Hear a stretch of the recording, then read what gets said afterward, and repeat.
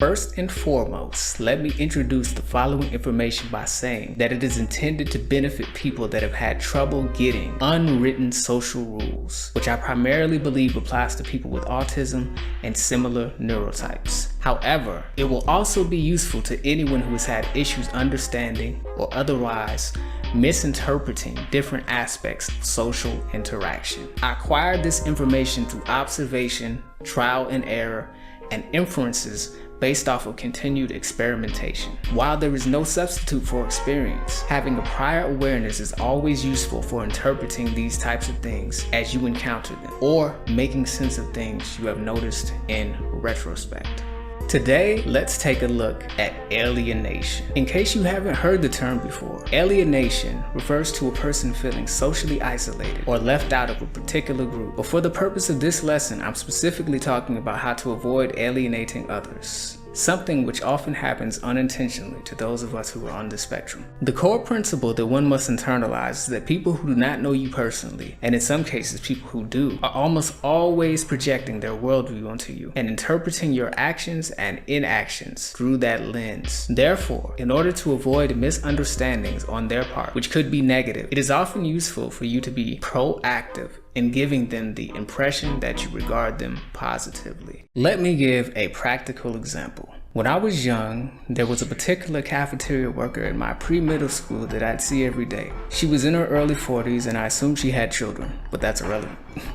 Anyways, being perceptive, I noticed that she always seemed to be giving me mean looks, scowls, grimaces, etc. I can't say that I cared a great deal, but I did see it as unusual given the overall positive reception I received from most other adults. This went on for quite some time until one day, by pure coincidence, I believe we were having pizza or hamburgers, and I happened to attack my lunch quite voraciously. The lunch period and all associated shenanigans ended without consequence. Meanwhile, the next day, I got into the lunch line as usual and proceeded to where the lunch lady was managing and distributing the food. To my surprise, I was greeted with a rather warm grin, followed by a statement to this effect. "I noticed you enjoyed your food yesterday, which make me happy cause usually you sit there angry, which means you dislike it." It immediately clicked in my mind that she'd been glaring at me for the better part of 3 months since the school year started, because she was under the impression that I thought the food was bad, which she took personally, being as she was the one making it. I told her, truthfully, that I generally looked angry, and that lunch was actually one of my favorite parts of the school day, and that I, in fact, usually enjoyed the food quite a bit. For the rest of the school year, I noticed that my portion seemed to increase, and I received nary another scowl from this woman.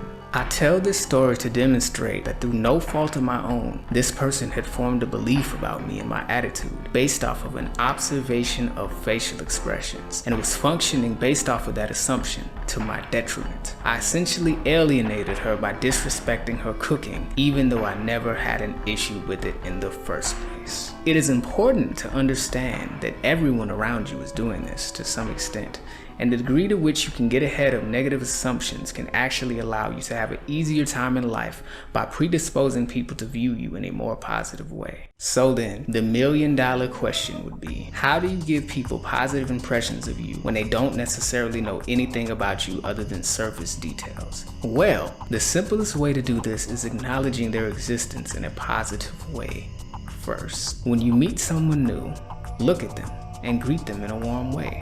Say hello, smile, and if possible, give them a compliment on something that is within their control, like choice of hairstyle, clothing, or something else. Complimenting innate physical features may be taken in the wrong way and should generally be avoided in most casual circumstances. The key to this practice is that the person who does not know you but sees you on a regular basis will eventually form a positive association with seeing you as you are going out of your way to say hello to them. This can lead to friendship or a casual acquaintanceship that may benefit you in the future. From the autistic perspective, things like this may seem relatively pointless, but it is important to understand that when you stare off into space, saying nothing, or look at people while showing no emotion, people will often form perceptions about you that are often negative, such as weirdo, psychopath, etc. Alright, that's it for today's lesson.